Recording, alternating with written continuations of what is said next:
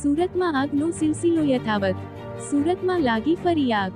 ગભેણી 4 રસ્તા પાસે કચરાના ઢગલામાં લાગી છે આગ. મોડી રાત્રે 3 વાગે લાગી હતી આગ.